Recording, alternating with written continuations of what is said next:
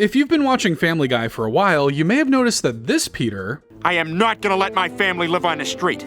Not even if it means ending up like Seamus here. And this Peter... I just hate being around the kids. What? Feel like two different characters. After being on the air for 25 years, changes are bound to happen with characters, but Family Guy is perhaps one of the strongest examples of Flanderization. Would you look at that, another thing Family Guy took from The Simpsons.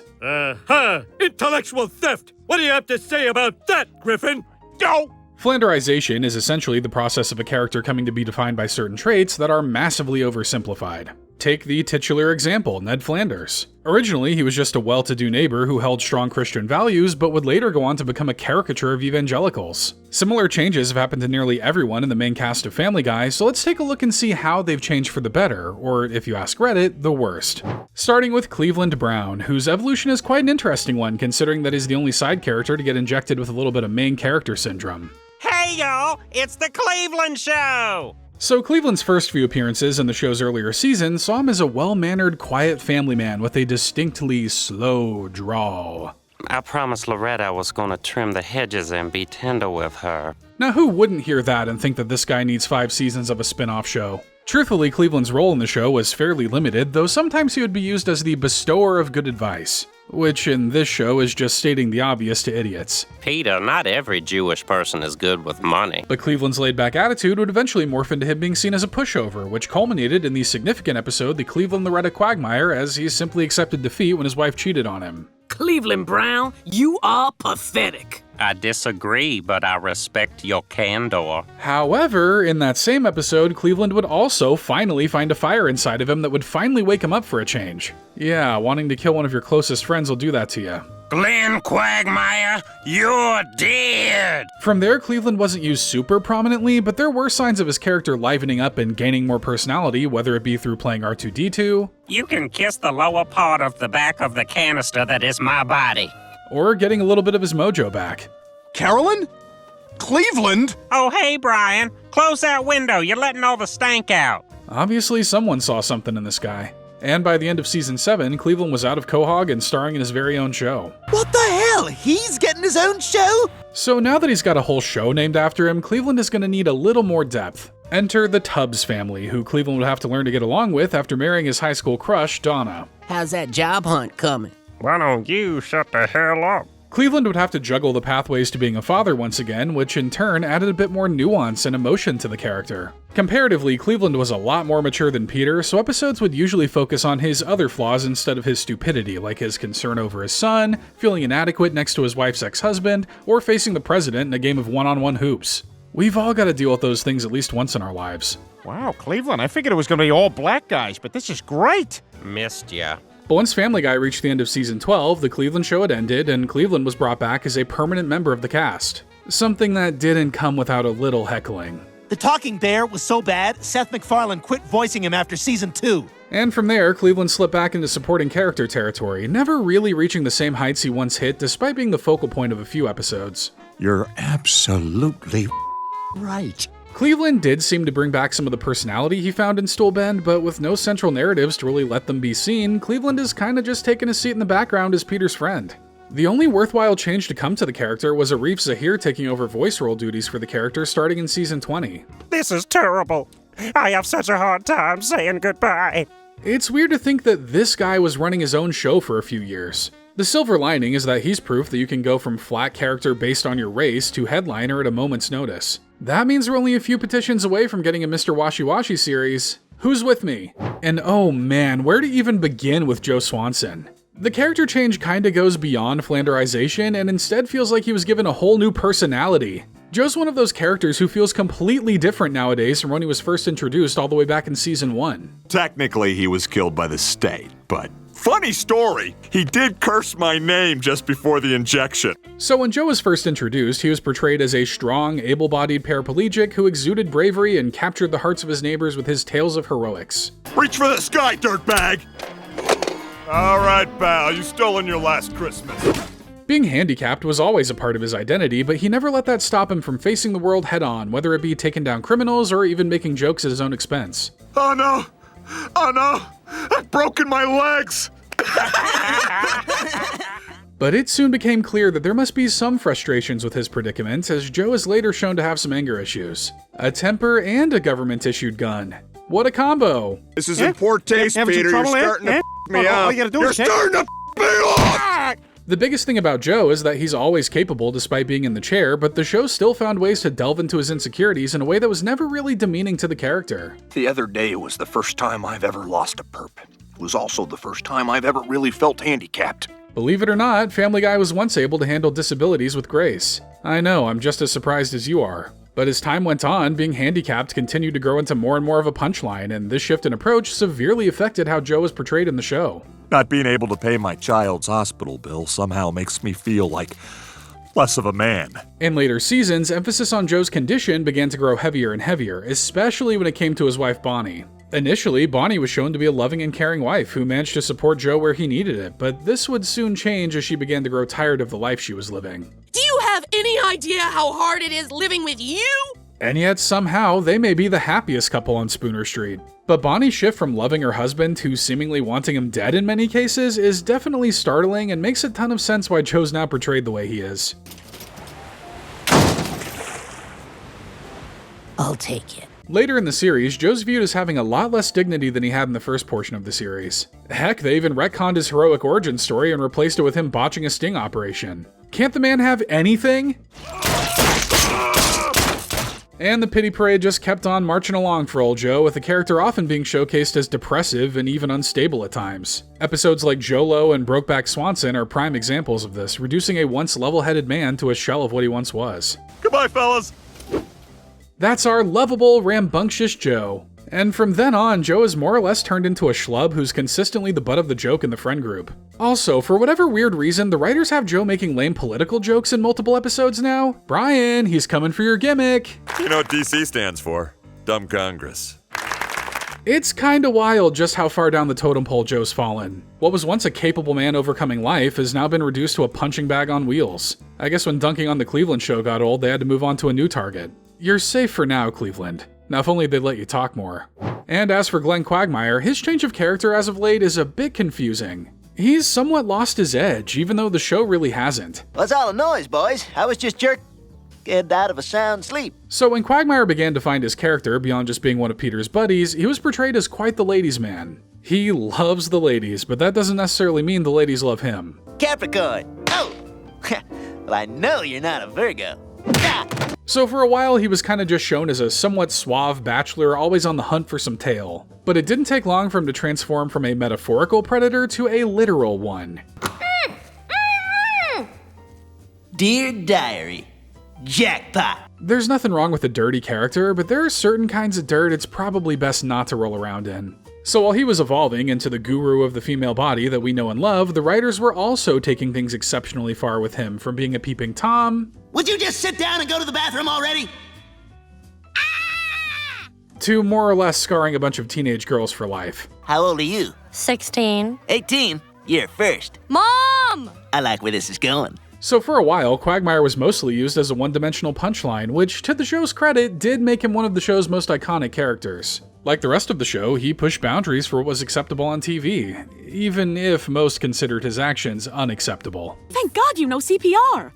What the hell's CPR? But you can't just stay a one-note joke your whole life, unless your name is Buzz Killington. So when Season 5 came around, the show decided to flesh out Quagmire more by giving him a job as a pilot. The flight's going to be a little longer than we've expected.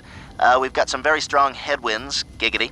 This would seemingly lead to a minor yet noticeable change in Quagmire's character, as he would often be viewed as one of the more mature members of Peter's friend group, though this wouldn't be fully expanded upon further until later in the show. But despite this, Quagmire's view towards women was still seen as predatory, and sometimes didn't elicit the laughs the writers may have been expecting.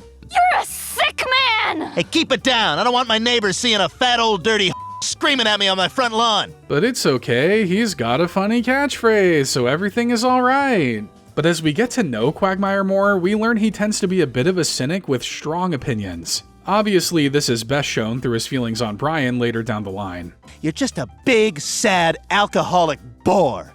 His rivalry with Brian has become one of his more defining impacts on the show for the past decade, but if we look deeper, this change in attitude goes beyond even Brian. In many episodes, Quagmire is seen to have little patience for stupidity, often lashing out at even the people he's supposed to like. Peter, I'm gonna punch you with this beer mug till I'm holding just the handle. You know, for a guy who's all about releasing, he sure does have some pent-up issues. In truth, Quagmire does have quite a few internal issues he grapples with, from having his father transition into a woman to having unrequited feelings for his best friend's wife. Even getting it on with the ladies, his sole purpose in life has come back to bite him on multiple occasions, like in Quagmire's Quagmire and the dating game. Are you all right? No, I'm pretty fucking far from all right. Nowadays, Quagmire seems more defined by his bitterness and frustrations with the world around him rather than his usual degenerate escapades. They're still there, but he seems to be significantly toned down, making it less a part of his identity with each new season. That guy was a little creepy even for me. Maybe it's an effort to roll back on the more seedy comedy the show is known for. Maybe this is simply a maturing from his past behavior. It doesn't really matter, as I still have a pretty big problem with him. He does not say giggity nearly as much as he should. And now we move on to the Griffin family, starting with Meg, who has had quite the ride with her characterization since the show's inception. Looking at where she started and where she is now feels like two different universes, and I'm not just talking about the whole Chabert-Kunis switcheroo. If I can't drive, I'll never have any boyfriends, I'll never get married, and then I'll have to adopt a kid like Rosie O'Donnell. So when we're first introduced to Meg, she's portrayed as a relatively unpopular girl who is desperate to have friends and worm her way into the popular crowd. Can you imagine a time when Meg was just treated as lame and not the bane of all existence? ISUCKET sucked! Yay! Sure, she gets dunked on by her peers and sometimes unknowingly by her family, but she's far from the tortured soul she would become. But all teenagers think they're tortured at some point. All you gotta do is nod and give them a pat on the head. I just wish there was some way I can make them understand how embarrassing they are. But as Family Guy would begin to roll into the mid-2000s, the show's perception of Meg would drastically change, drawing quite a bit of criticism from audiences. At some point, Meg went from being simply unpopular to being borderline hated. How do these jeans look? And that's one of the tamer responses to Meg. This dramatic shift to Meg being perceived as the ugliest creature to ever curse God's green earth definitely had some comedic value to it, but I won't lie, it could get pretty depressing and pretty dark. I was wondering if you'd like to go with me. Hang on. And it's not just the outside world either. Her own family was more often than not the ones packing on the emotional and physical damage, whether it be leaving her in a house overrun with ghosts, Peter, you gotta go back and get her! Oh yeah, right, like I'm going back for Meg. dousing her in spit before sliding her down a vent during a home invasion, Stop! You got Stop! Okay! or overall just not caring if she lives or dies. Here's a Sylvia Plath book and a bottle of Ambien. I'm gonna look the other way and whatever happens, happens. How'd you not expect someone to go insane after being treated like that? Well, this mistreatment did seem to cultivate a darkness in Meg, which would lead her to make desperate and rash decisions in her quest for happiness. Sometimes this would erupt into bouts of violence, or actions of the more kinky variety, if you can even call it that without throwing up. My hair is in the pie, Brian. And now it's inside of you. Look, girl, I was trying to be sympathetic towards you, but stuff like this makes it kinda hard. Like, help me out here. So yeah, Meg is more or less relegated to being the family's personal punching bag, leading to years of abuse and neglect, best summarized by 3 simple words. Shut up, Meg. But as the years went on and the trauma continued, Meg kinda began to develop a bit of self-agency, finding ways to stand up for herself. Sometimes it would take a stint in prison, There better be beer in the fridge. or just a verbal thrashing of every last member of your family while being stuck indoors. Not only are you not the perfect mother, you're the furthest thing from. And while the abuse would continue into the later seasons, a noticeable shift in Meg's personality was beginning to take hold. Meg would begin to grow far more confident, finding success in multiple different avenues. Would it blow your mind to find out that Meg is actually a star athlete? Yay, Meg! Wow, Meg is going to the Olympics. Yeah, from basketball to pro wrestling to roller derby, Meg has managed to find success through her own admirable talents. This has led to her getting more episodes, not just revolving around her shortcomings like usual, making her a much fresher character in my eyes. But if you're a fan of Psycho Meg, don't worry, because that ship has far from sailed. Everything here is made with corn syrup. Just drink the corn syrup! Meg's newfound boldness has also led to her being far more open with her weirdness. Like before, she still manages to form parasocial relationships with those who just show her a lick of kindness, and it never seems to go well. Now you've upset the baby.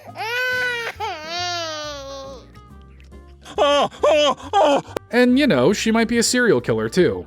What a day. Yeah, she's probably the most unhinged of the family, and that's why we love her. Meg really is a bit of a wild card nowadays. Her self-acceptance of her weird side has given her a lot more control over her life, though she's perhaps still just as unhinged, if not more so, than the rest of the family. Still, she's become far more than the butt of the joke she used to be known as. Now she's more the spleen of the joke? And that brings us to the middle child, Chris Griffin. When the show initially started, Chris was portrayed as pretty dumb, and that never really changed. I guess the type of dumb has. Back then, his dumb was more of the deep-fried brain variety. 37 beers. Well, you're setting a great example for the kids, Peter. Yeah, a new family record. Way to raise the bar, Dad. And actually, Chris would see an alteration in his character fairly early on, mostly dropping the stoner frat bro personality and upping his voice a few octaves. It's partly an expression of my teenage angst, but mostly it's a moo cow. Despite having the thought process of a roadkill possum, Chris was initially portrayed as kind-hearted and well-meaning, while also dealing with typical teenage issues like talking to girls and talking to pimples. You can talk? That's right, and we're gonna raise some hell! All right, raise some hell! I remember my first talking pimple. Also coincided with my first concussion. Huh, wonder if those two are related. For a while, the show treated Chris's stupidity with a childlike innocence that never really delved into cynicism or aggression. Despite his lower IQ, he always seemed to know when to do the right thing. I know what to do. I saw it on boxes when bears attack. Go away! Go on, get! And as time would go on, Chris was shown to be one of the more caring members of the Griffin family, often wanting to connect with his father. And if being married means I get to spend even more time with my dad, then it's worth it.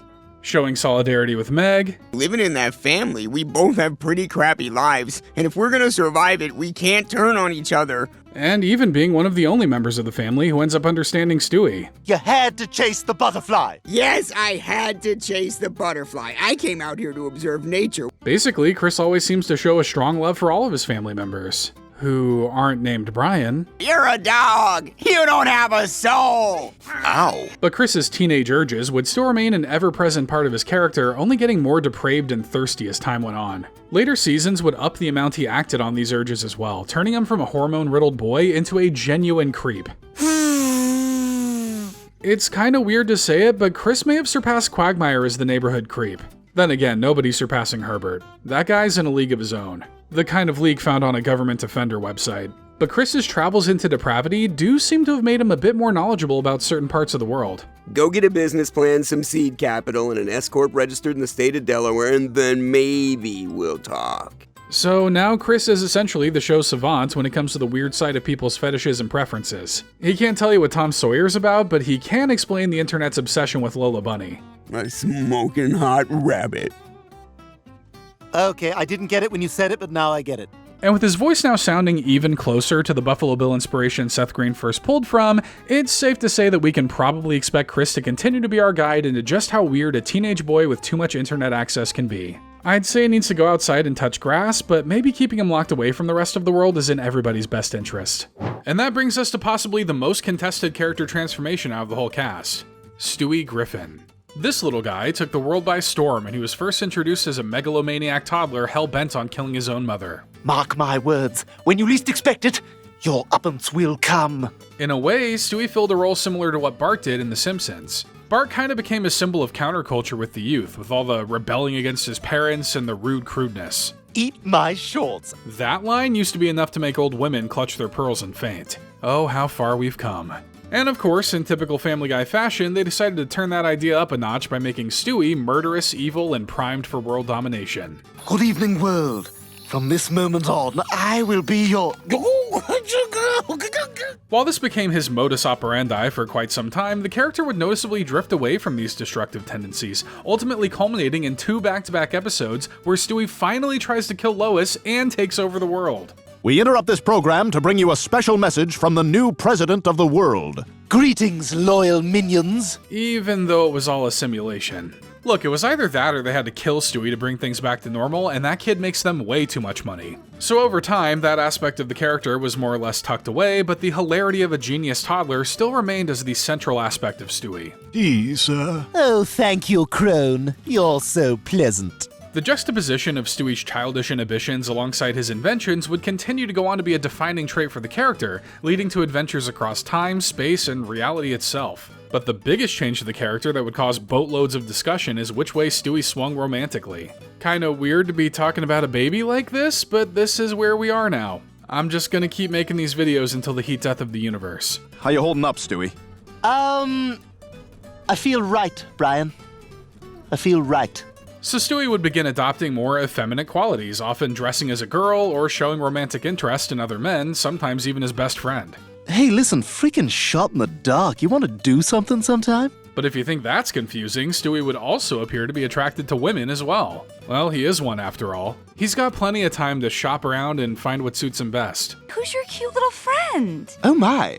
Hello, Stewie. Charmed. Despite showing signs of swinging either way, Stewie's queerness would go on to define the public's perception of Stewie for the next several years. So much so that a video documenting the entire thing has been requested on this channel multiple times. Look man, that's a big video you're asking for. You'd have to give me a lot of time to figure that one out. That's right, Shire. Give me all you got. But many years later, it would seem like the writers decided to retcon this character trait a tad by deciding to not really put a label on him when he would come to confront his sexuality. Fluid is something I hear being tossed around a lot now, but I'm confident in my heterosexuality. It's true.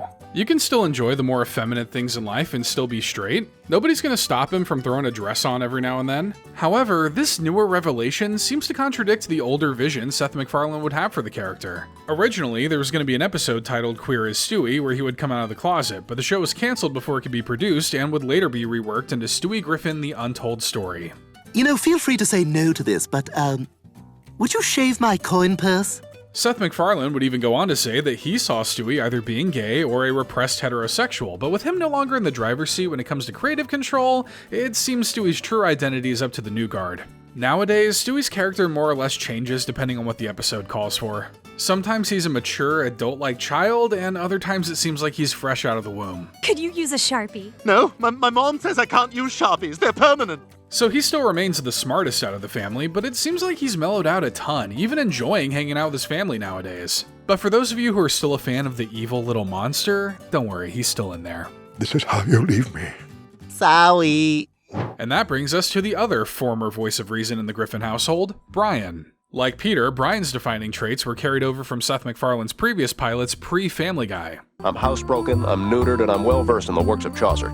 Seth MacFarlane's only dreams must have been getting to play a smart dog and a dumb New Englander because it was in 3 back-to-back-to-back works. But anyway, when Family Guy first began, Brian was portrayed as an intelligent, sophisticated, and level-headed moral compass for the family. But then you won that stupid trophy.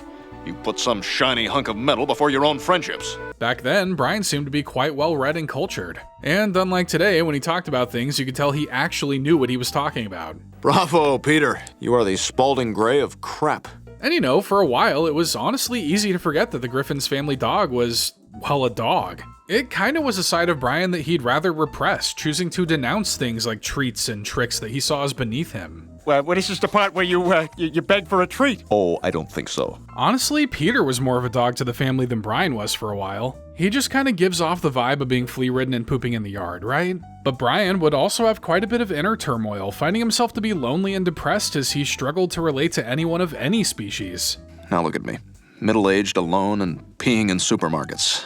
I don't think it's wrong to say that for a while, the dog was perhaps the most human of the main cast. And of course, this means he would become subjugated to some very human vices, most prominently his growing alcoholism. I was just trying to live for the moment, you know? Because life can end so abruptly and there's nothing you can do to stop it. Weird. When Peter gets drunk, it's pretty funny, but when Brian gets drunk, it's just kinda sad. And eventually, Brian would funnel those frustrations into a newer, holier-than-thou attitude that would go on to define the character for seasons to come. If there is a God, send another copy.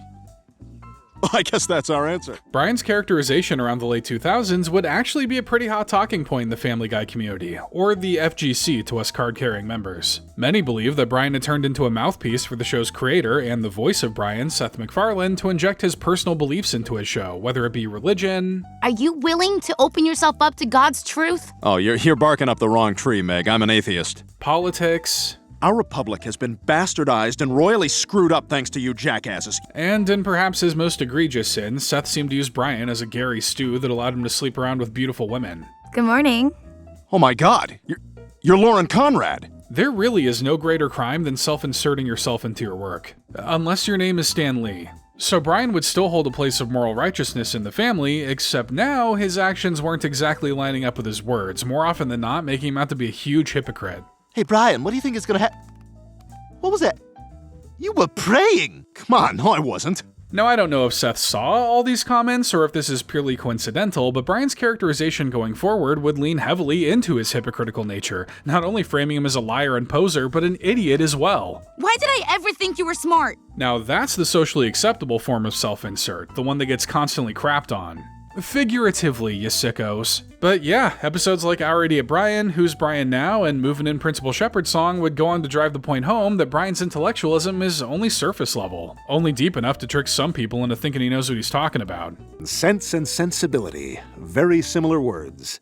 But there is a difference there. Maybe you could pinpoint the crumbling of the Griffin household with Brian's change in character. With no one to keep the family grounded, who else could be the morally conscious one in the family? Meg, maybe? Do you know how dark the timeline needs to be to have Meg being the voice of reason? Next up is Lois, who for a time was the Marge to Peter's Homer. She's often doting, loving, and the fundamental glue that holds the family together. I mean, now we can see the world for what it is. A beautiful place full of wonderful things just waiting to be experienced. For quite a while, Lois would remain the moral compass of the show alongside Brian. Because if a man doesn't want to listen to his wife, he'll certainly listen to his dog, right? But Lois has never been afraid of calling out Peter on his BS, though during the show's initial run, she mostly tried to appeal to his morals with patience and understanding. Peter, they were laughing at you because it looked like you peed yourself, not because they liked your jokes. Her ways of dealing with him nowadays are a bit more forward. I'm so sick of your crap! Why do you always do these stupid things? But despite this, Lois would continue to be the reasonable backbone of the family, but as time passed, cracks began to form in her stoic demeanor, particularly starting around season 3. You have two choices. Either my baby swings from this jungle gym, or you do. No doubt tired from getting the short end of the stick all the time, Lois began to let her growing frustrations out in a number of ways, whether it be through drinking, Oh, you know what? You need to learn how to loosen up a little, toots. or just by letting her family have it. Hey, while you're at it, you can all ride a one-horse open sleigh to hell! Well, at least she's choosing healthy outlets. But while she would still remain the responsible one of the family, she eventually started to engage in actions that sometimes made Peter look like a saint, from shoplifting. Oh my god, that was such a rush! I'm alive! To even cheating on Peter. But it was with Bill Clinton, so most people who grew up in the 90s probably get it. Well, you certainly are very persuasive. So I've been told. Over time, Lois's impulsive nature would begin to grow more and more frequent, though the show would change things up slightly by rooting these actions to things like her age and her status as a housewife. But look who just got herself a sick new tat. Oh my god, Mom!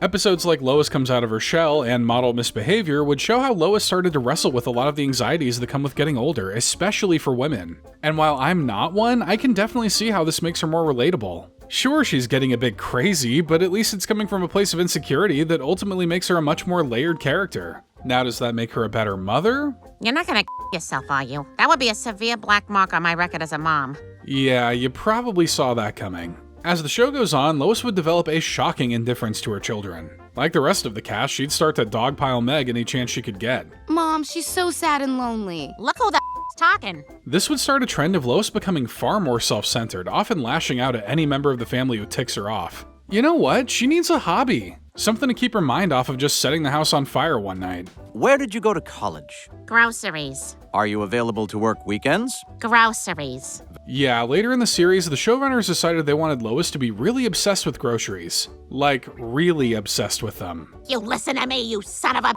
I've got one thing in this lifetime. One thing! This is possibly one of the biggest cases of flanderization we've seen in the show, taking the basic character archetype of the housewife and whittling her down until her whole passion in life is grocery shopping. It definitely feels a little out of date, but thankfully the writers would find ways to turn Lois's mundane life into some pretty enjoyable episodes. They make you feel like you're living a fairy tale life, and I wanted that feeling to last! Episodes like A Bottle Episode, Prescription Heroin, and The Manchurian Candidate all allow Lois to go a little psycho while tying her meltdowns into her frustrations with living a repetitive, rarely changing life. Does that make her a more likable character? Probably not. But is she far more enjoyable? I would say yes. She's certainly a shell of the compassionate, reasonable woman we were first introduced to, but she's a good example of a character that's been given the chance to freshen up over the years.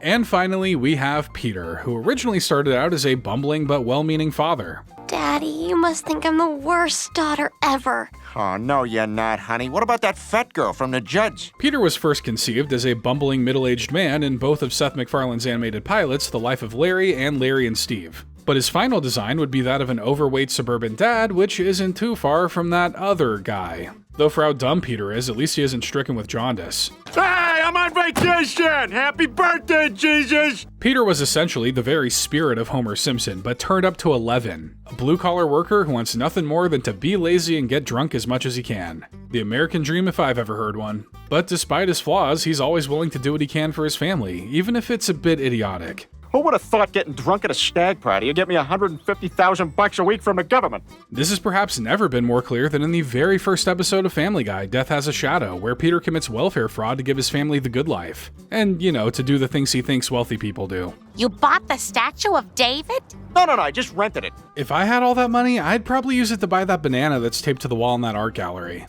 Don't look up how much that thing's worth, it might depress you. But even though Peter makes these rash, harebrained decisions, he still has to suffer the consequences when it blows up in his face. I figured the sooner I cast a check, the sooner they'd catch their mistake. But Peter always finds his way back to the side of good, no doubt in part to having a level-headed, loving wife by his side. Wonder whatever happened to her. But what he needs to remember is that we love him, and no matter what, I'll always stand by him. But as we'll see a little later on, Lois should have been a lot more specific than no matter what.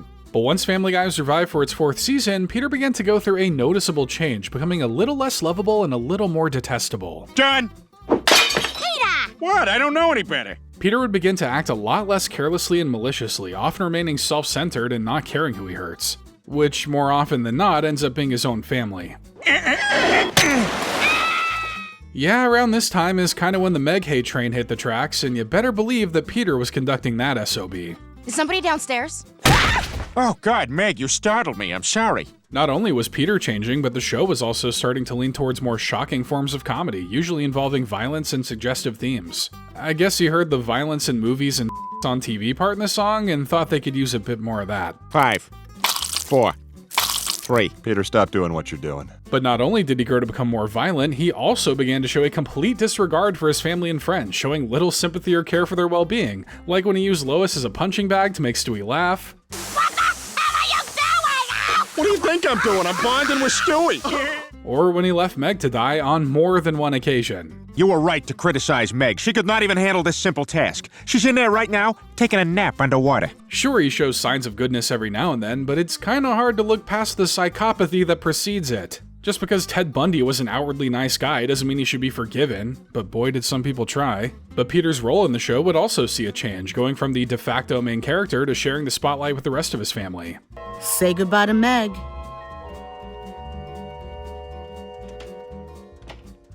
Who's Ned?